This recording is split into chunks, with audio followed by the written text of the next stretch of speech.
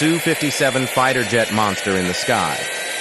The maximum speed of the Su-57 fighter jet is up to about Mach 2, equivalent to 12,600 km/h. The Su-57 carries a wide variety of weapons, including air-to-air missiles, such as the R-73, R-77M, air-to-ground and cruise missiles, such as the KH-38, KH-58, KH-59 Mk2, precision-guided bombs, and hypersonic weapons, such as the Zircon.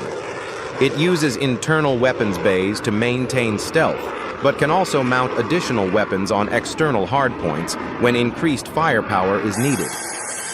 During the Ukrainian war, the Su-57 played a crucial role, being used to carry out missions such as air defense suppression, air combat, raids on heavily defended areas, and precision missile attacks. Its stealth capabilities and advanced electronic technology allow it to neutralize enemy air defenses and attack important targets without being detected. The Su-57's stealth capabilities and electronic warfare systems allow it to jam enemy radars and disrupt communications, reducing the effectiveness of Ukraine's air defenses.